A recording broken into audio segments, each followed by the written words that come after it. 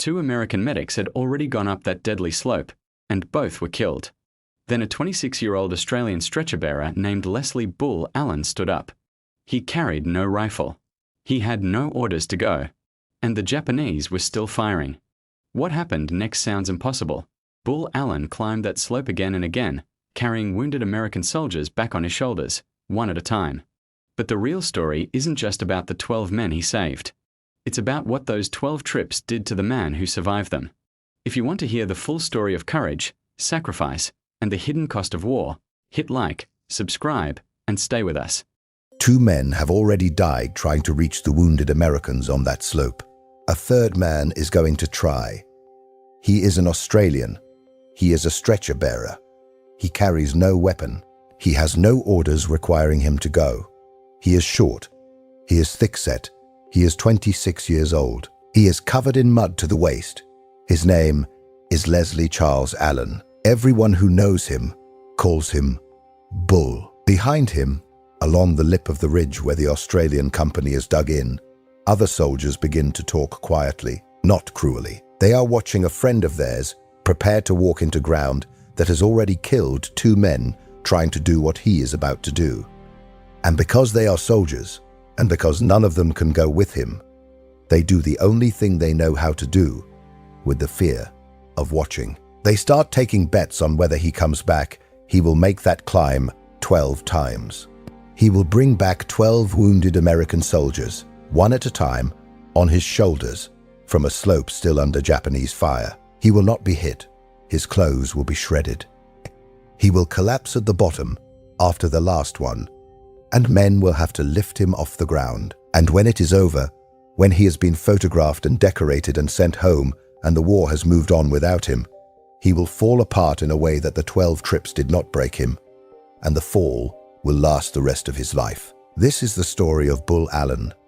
It is one afternoon, and it is nearly 40 years long. He was born in Ballarat, in the state of Victoria, on the 9th of November in 1916. Ballarat is old gold country, cold in winter, hard-edged in the good times, and harder in the bad. He was born into the bad. The First World War was still going. His childhood was the sort you do not describe in detail because there is nothing pretty in it.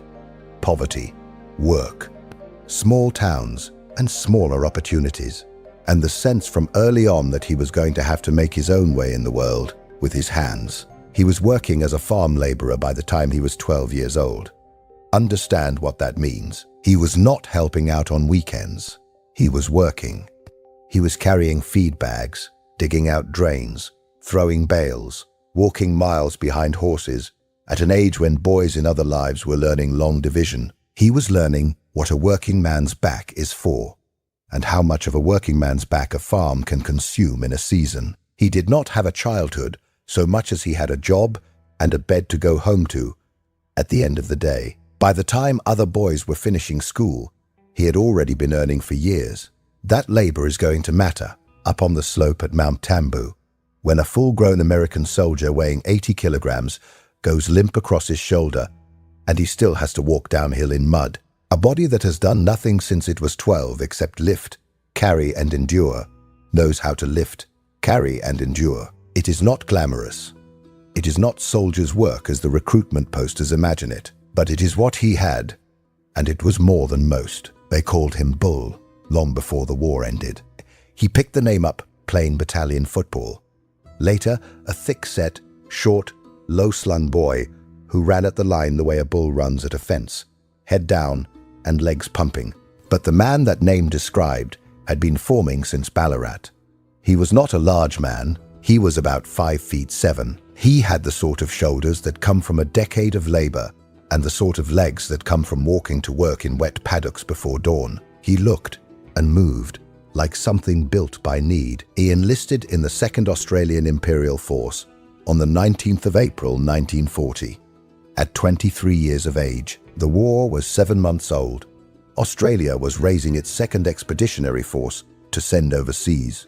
The 2nd AIF was the sons and younger brothers of the men who had come home from Gallipoli and the Somme. Leslie Allen went into the 25th Battalion, part of the 17th Australian Infantry Brigade, and he did not go in as a rifleman. He went in as a stretcher bearer. If you have never thought about what a stretcher bearer actually was in that war, take a moment now. A stretcher bearer was a soldier who was trained not to kill. He carried no rifle in combat. He was not there to hold ground or take it. He was there to reach the men who had been shot and to bring them back alive if he could. He wore the same uniform as everyone else. He was shot at like everyone else. But when the fighting started, when other men were digging in or firing back, the stretcher bearer's job was to move forward, unarmed, into whatever was happening, and to find the wounded before they bled to death. He worked in pairs usually. He carried a folded canvas stretcher, first aid dressings, sulfur powder, morphine ampoules, water, tourniquets, a knife for cutting away webbing and clothing. He learned to run bent double. He learned to lift a man on and off a stretcher in 20 seconds if he had to. He learned to find a vein on a soldier whose arms were slick with blood. He learned to speak to the dying without lying to them, and to speak to the ones who were going to live without letting them see how much of him wanted to run. A stretcher bearer was not a doctor. He was closer to what we would now call a combat medic, but without much of what a modern combat medic has. He had bandages, drugs, and the strength in his own back. That was the war he had signed up for. Old Alan was, by most accounts, very good at it. He was calm, he was quick, he did not panic, and he had the body for it. A laborer's body, low center of gravity, strong legs, thick shoulders. The kind of body that could pick up a wounded man and walk. He went first to the Middle East in 1941 with his battalion, and there, before he had really seen much combat at all, he ran into the first thing that would nearly break him, the thing that many years later would come back and finish the job. He was hospitalized in 1941 with anxiety neurosis. That is what the medical files called it at the time. The First World War had called it shell shock. The Second World War called it battle fatigue and combat exhaustion, and, in the more technical files, anxiety neurosis. We have other names for it now. We know it more clearly now. Then, they knew it was real, but they did not always know what to do with it. A man was pulled out of the line, put in a hospital bed, given quiet and food and time, and returned to his unit when he could hold a cup of tea without spilling it. Bull Allen came back. That is the fact worth pausing on. He was a young stretcher bearer from a hard childhood who had gone into a war in a role that involved running towards men who had just been shot, and he had cracked once in his first year overseas, and he had come back. He went from a hospital ward to Syria and Lebanon in the middle of 1941 and worked on casualties all night under fire near Kaldeh on the Lebanese coast, and nobody who worked with him that night could have guessed he had been in a psychiatric ward months before.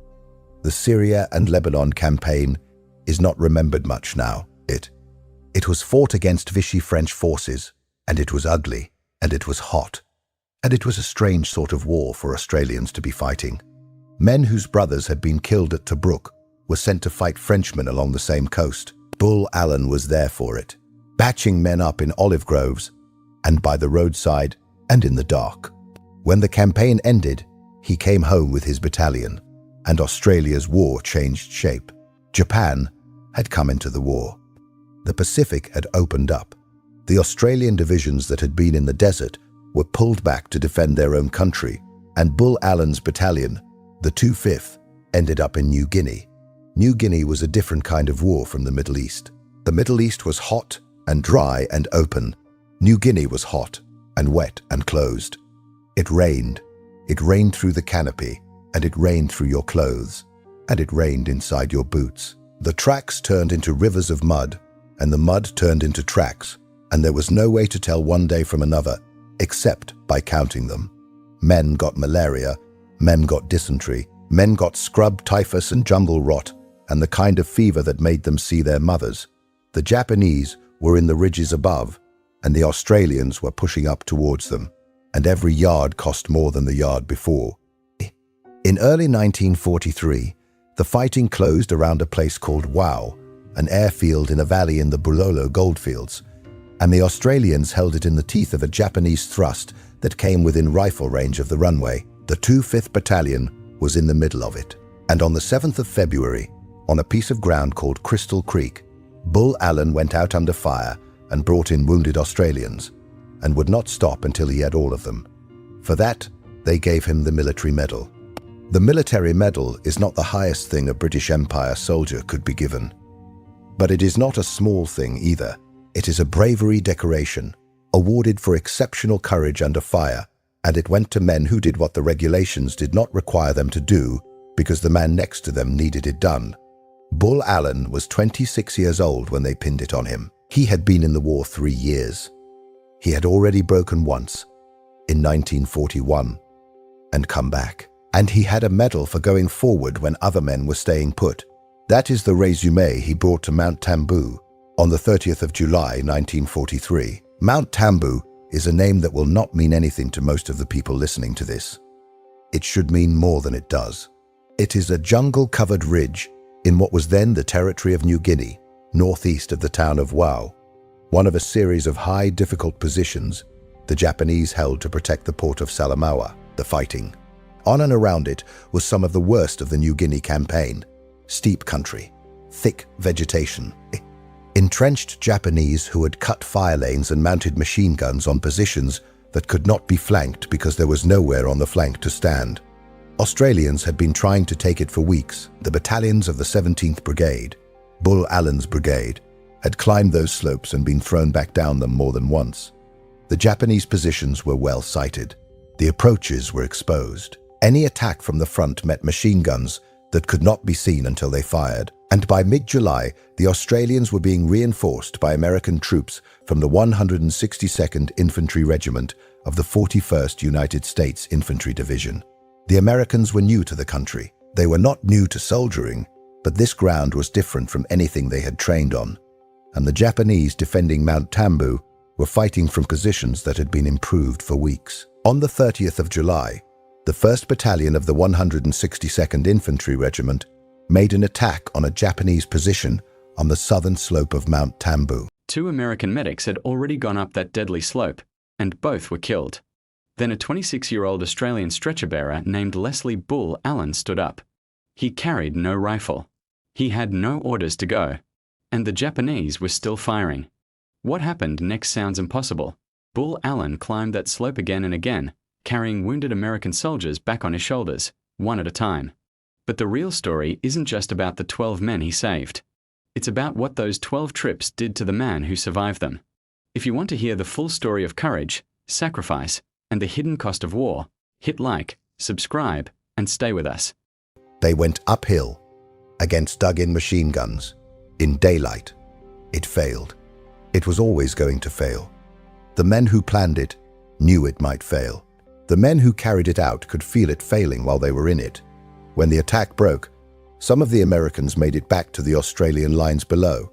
Others did not. Others were on the slope, wounded, some conscious and some not, some able to crawl and some not, exposed to Japanese fire that had not stopped and would not stop until dark.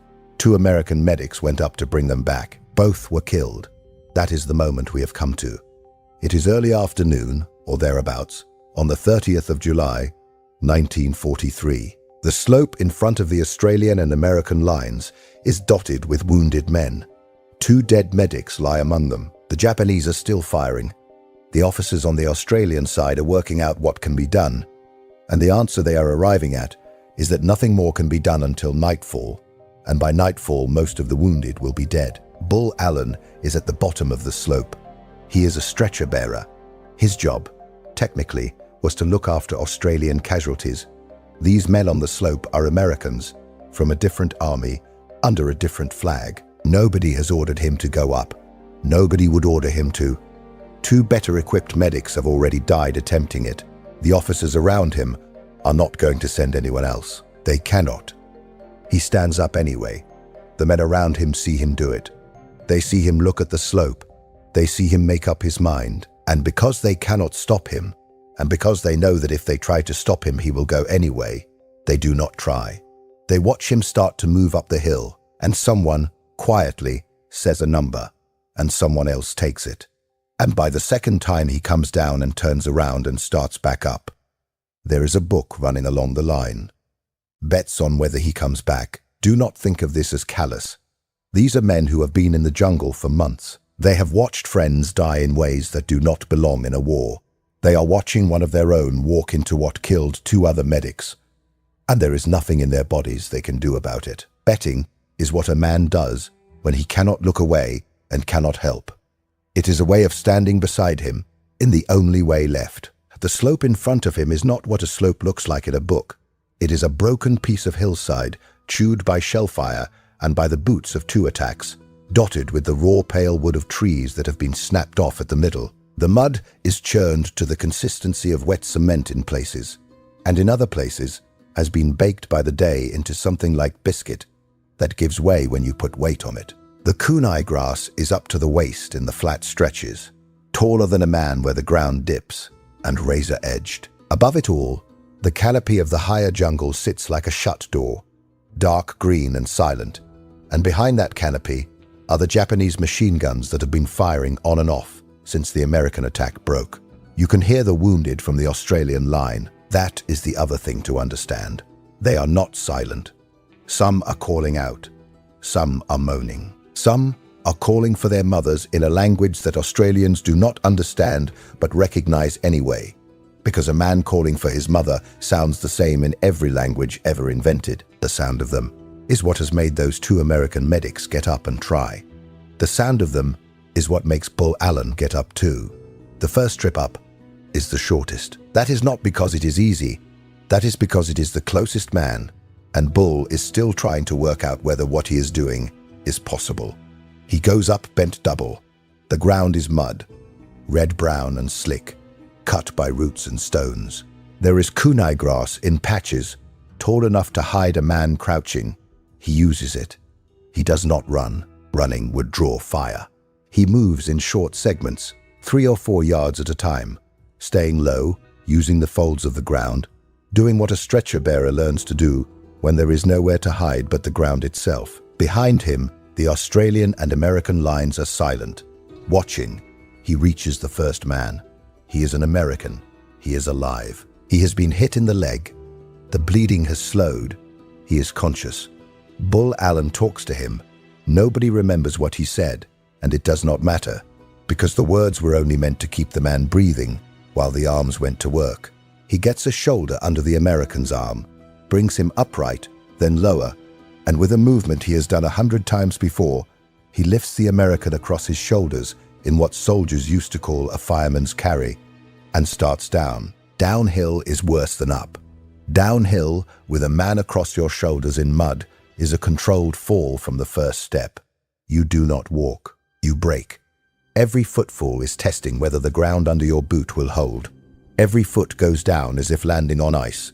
The weight on top wants to travel, and the whole of your effort is spent stopping it from traveling in the wrong direction. His thighs are burning by the 3rd yard. His knees are shaking by the 10th. He comes down. The Australians take the American from him at the edge of the line. There is no cheering. Nobody is cheering. Someone hands him water, and he does not drink it. He turns around and starts back up. That was one. The second trip is longer than the first. The second American is further up the slope, and he is not conscious. An unconscious man does not help you carry him. He hangs. Every muscle in him is dead weight, and every part of the carry is on you.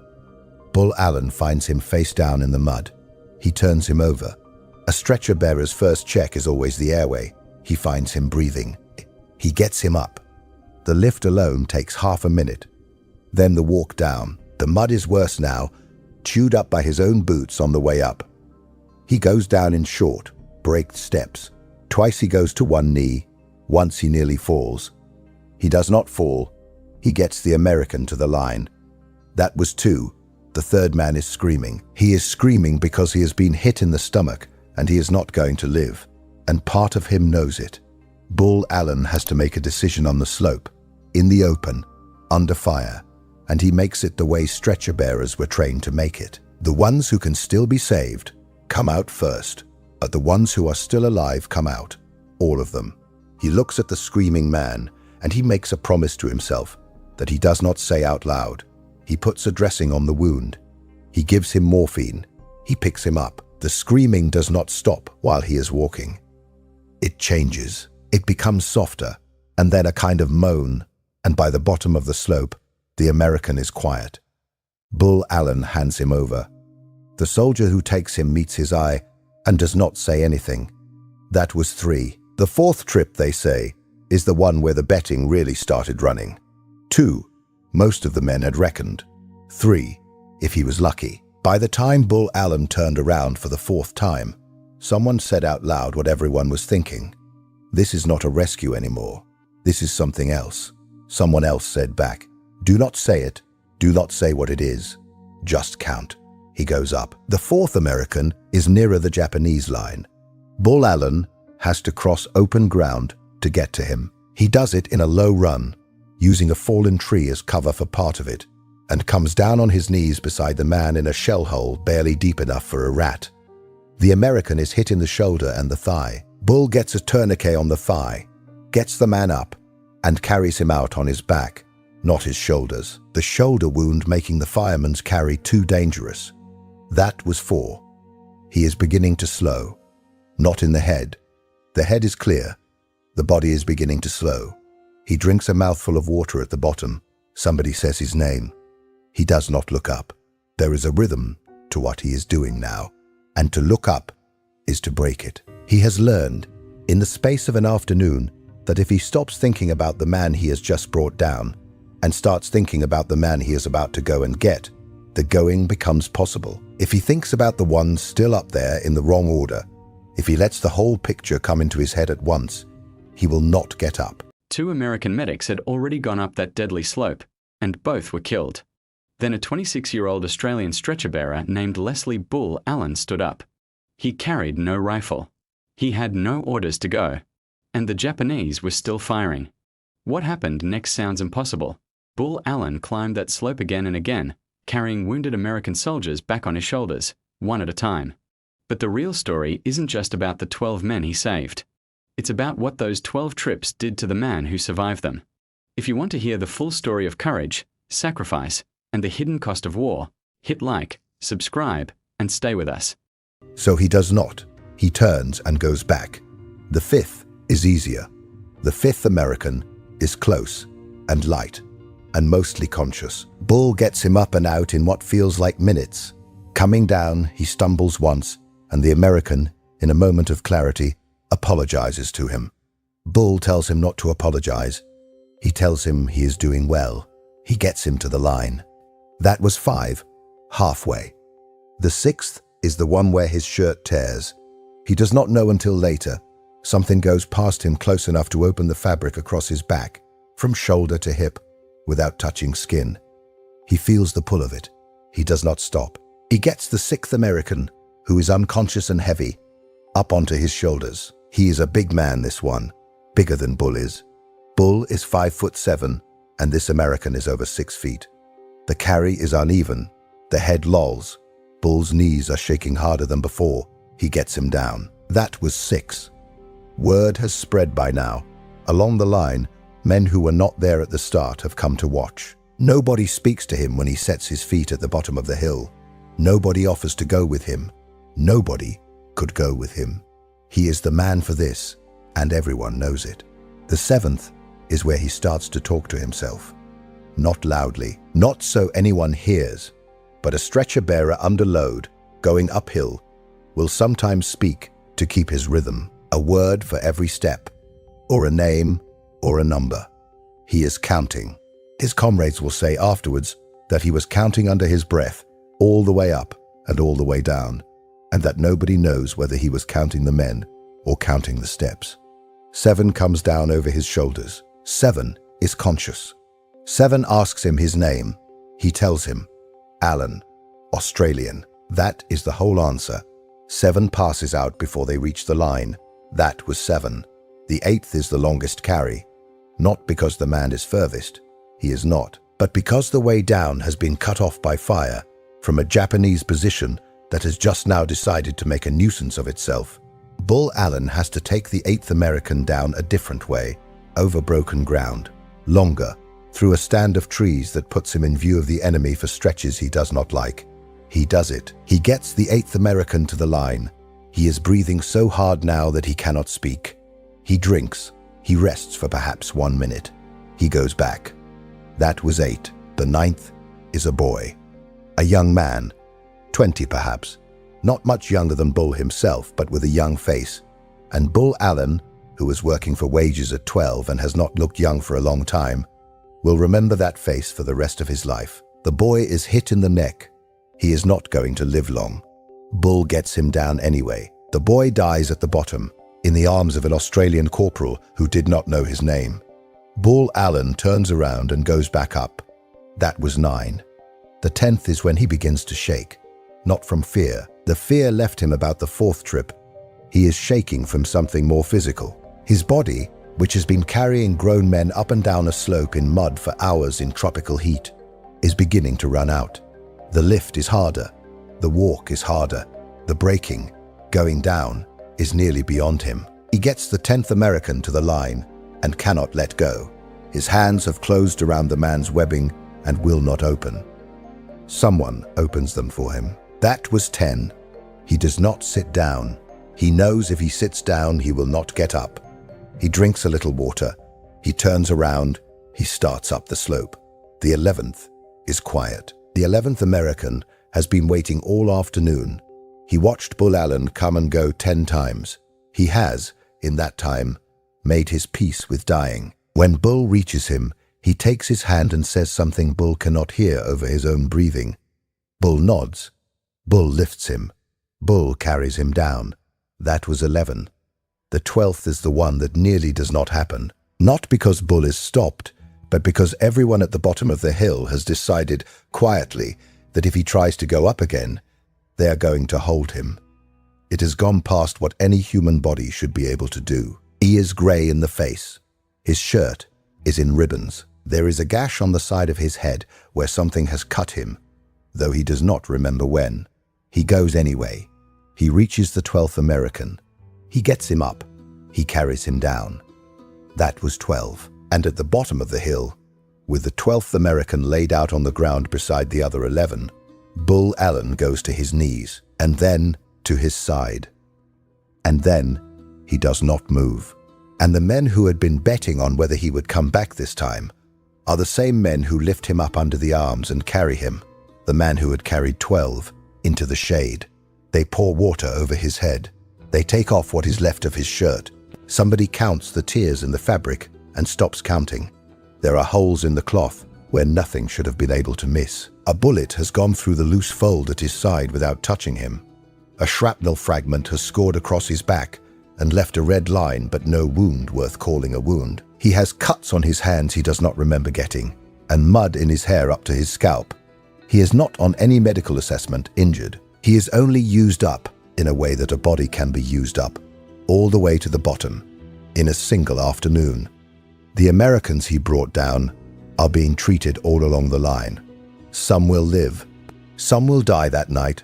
Some will die on the way back to the field hospital. But every one of them was breathing when Bull Allen set him down. And every one of them had a chance to be saved that they would not have had without him. 2 dead medics up on that slope had gone up trying to give them that chance. He is the 3rd man to try. He is the first to come back. The photograph is one of the things that keeps his name alive. It is taken by a war correspondent named Gordon Short, who was on the Australian side of the line that day, and who has his camera up when Bull Allen comes down carrying one of the Americans across his shoulders. The American in the picture has been knocked unconscious by a mortar bomb. His head hangs loose. His arms hang loose. Bull Allen is looking straight ahead, his mouth slightly open, one hand steadying the American's arm across his chest. His shirt is torn. His boots are caked in mud to the calf. He does not look heroic in the picture. He looks like a working man doing work. It becomes one of the best-known images of the New Guinea campaign. It runs in newspapers, in Australia, and in the United States. American families see it and do not know that the man in the picture is Australian. Australian families see it and do not know that the man on his shoulders is American. What they see is a soldier carrying a soldier. It is enough. 2 American medics had already gone up that deadly slope, and both were killed. Then a 26-year-old Australian stretcher bearer named Leslie Bull Allen stood up. He carried no rifle. He had no orders to go. And the Japanese were still firing. What happened next sounds impossible. Bull Allen climbed that slope again and again, carrying wounded American soldiers back on his shoulders, one at a time. But the real story isn't just about the 12 men he saved. It's about what those 12 trips did to the man who survived them. If you want to hear the full story of courage, sacrifice, and the hidden cost of war, hit like, subscribe, and stay with us. The Americans, when they hear what happened on the slope, put in for a decoration for him. They give him the Silver Star. The Silver Star is the third highest United States military award for gallantry in action. It is not lightly given. It is given for gallantry and intrepidity beyond the normal call of duty. It is unusual, very unusual, for it to be given to a foreign soldier. Bull Allen is one of the very few Australians of the war to receive it. But the Silver Star does not reach him at Mount Tambu. The Silver Star reaches him much later and at a much stranger address. And by then something has happened to him that neither the medal nor the photograph can undo. Because this is the point in the story where the counting turns around. Everything up to now has been going up. 12 trips up the slope, 12 men carried down, 2 medals, the military medal for Crystal Creek and the Silver Star coming for Mount Tambu, a famous photograph, a name. He is 26 years old, and he is a decorated hero in 2 armies in a war that has years to run.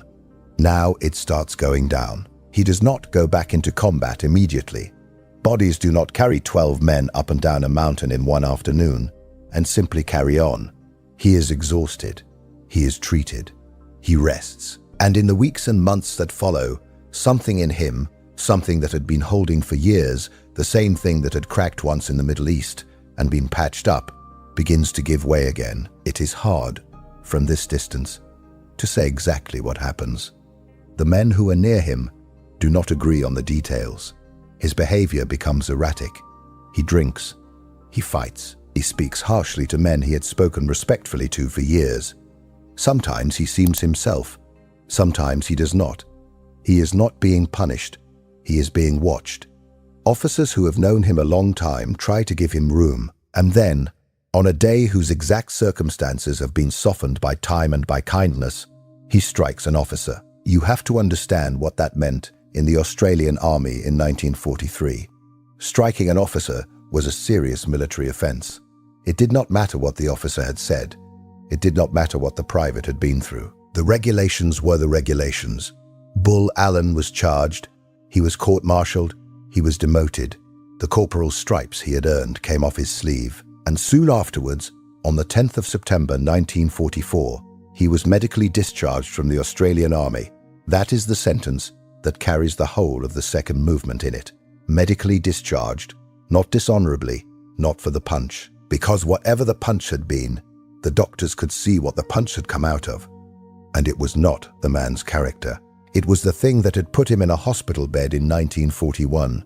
It was the thing that had been walking beside him ever since, patient, waiting.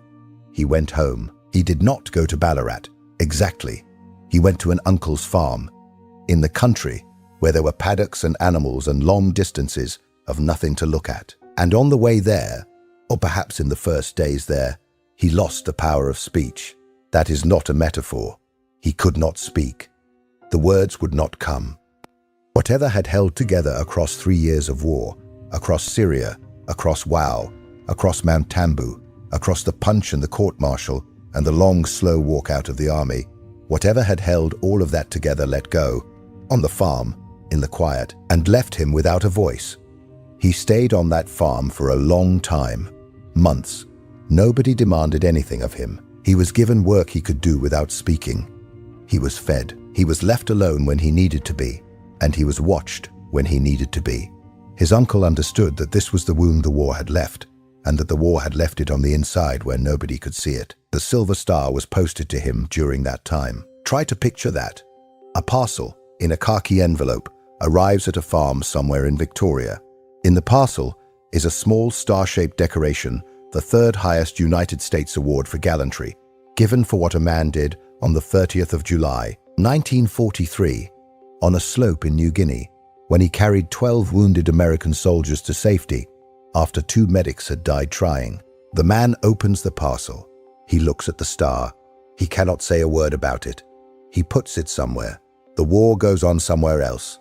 Without him, someone in America signs his name to a citation about a man they will never meet. He got his speech back, eventually. It took a long time. He recovered enough to go back to work, to marry, to live a life. He worked for many years in Ballarat, and he did not talk much about the war, and he was not asked to. He carried for the rest of his life the same body that had gone up and down that slope 12 times, thick-set, short, low-slung, a labourer's body, and the same interior weather which never entirely lifted. He did not become a public man. He did not go on the returned soldiers' circuit and tell the story. He did not write a memoir. He did not appear on television when the anniversaries came round. Those who knew him in Ballarat in the years after the war knew him as a quiet worker, a man who kept his own hours, a man who did his job and went home. The Silver Star lived in a drawer. The military medal lived in a drawer. The photograph, which was in every book on the New Guinea campaign, was somewhere in a folder if it was in the house at all. Some men are heroes in public because they have to be, though men are heroes only in the record and wanted that way. Bull Allen was the second kind. He died in 1982 in Ballarat, 65 years old. The photograph outlived him. The Silver Star outlived him. The military medal outlived him. And the story of the 12 trips outlived all of them, because the men on that slope, and the men at the bottom of the slope, and the Americans he saved, told it for the rest of their lives, and their children told it after them. And the story worked its way into every book on the New Guinea campaign that was worth reading. But if you want to understand what happened at Mount Tambu, and what happened afterwards, you have to understand the word carry. He carried a boy's body of work at 12 years old on a farm outside Ballarat, when other boys were still boys. He carried a stretcher through olive groves in Syria in 1941, with the pressure of an anxiety diagnosis still lifting off him. He carried Australian wounded through fire at Crystal Creek and did not stop until they were all in. He carried 12 Americans down a slope at Mount Tambu, one at a time, while men who could not go with him made a book on whether he would come back. And when the war was done with him, he carried the war home. He carried it in his hands, which shook. He carried it in his throat, which closed. He carried it into a farmhouse in Victoria and set it down in a quiet room, and could not for months get up from the chair. He carried it every day for the rest of his life. He carried it into 1982, and when he died, he was still carrying it. That is what it costs to be the man who goes. There is a kind of quiet valor in stretcher-bearer work that is very rarely written about honestly. The rifleman is easier to write. The rifleman has a target. The rifleman knows what he is trying to do, and he can, in his mind, tell the difference between winning and losing. The stretcher-bearer has no target. He does not win. He does not lose. He carries. He carries men who cannot walk. He carries them until they can be treated or until they are dead. He works at the seam where courage stops being about anything grand and starts being about whether you can lift another man's weight one more time when your own body has nothing left. Bull Allen was very, very good at that work. He may have been as good at it as anyone who fought in that war. And the price he paid for being that good was that the same nerves and the same imagination that let him keep going forward, the same care for the man in front of him that let him lift him one more time, were the same nerves and imagination that turned on him afterwards and would not let him rest. The men who saved him on the slope, the ones who caught him at the bottom and lifted him under the arms and carried him into the shade, were doing what he had done for others, one time, on the small scale of one man for one man. They saved the man who had saved 12, and in doing that, they gave him back to us, to history, to memory, to the photograph, to every school child who has ever seen the picture of a short, broad Australian carrying a limp American across his shoulders and asked whose name that was. It was Leslie Charles Allen. It was Bull. He came from Ballarat. He worked as a farm labourer from the time he was 12 years old. He was a stretcher bearer for the 25th Battalion of the 17th Australian Infantry Brigade, And on the 30th of July, 1943, on a slope in New Guinea called Mount Tambu, he did what 2 men had already died trying to do, and he did it 12 times. Then, at his own pace, over years, he went down the long slope on the other side of that afternoon. And in the middle of that descent, somewhere in a Victorian farmhouse, an envelope came in the post, and he opened it, and he could not speak. That is the whole story. It is not one afternoon. It is one afternoon and the rest of his life, and the two are not separate. The 12 trips are only the top half of the count. The bottom half is longer and quieter, and no photograph was ever taken of it. He carried them all. The Americans on the slope, the Australians at Crystal Creek, himself, home. The whole weight of a war, alone, into the silence of that farm. That was 12, going up. Everything after was 1, going down. And he carried that one the longest. Remember him for that, not only for the 12 trips. Remember him for the 12 trips and for the 40 years afterwards. Remember him for the boy on the farm. Remember him for the man who could not speak, opening an envelope in a farmhouse in Victoria, alone. Remember him for the whole shape of it, ascent and descent, because the shape is what tells you what a man like that actually cost the country he saved 12 times over in a single afternoon. That was Bull Allen, Ballarat, and Mount Tambu, and the long quiet after.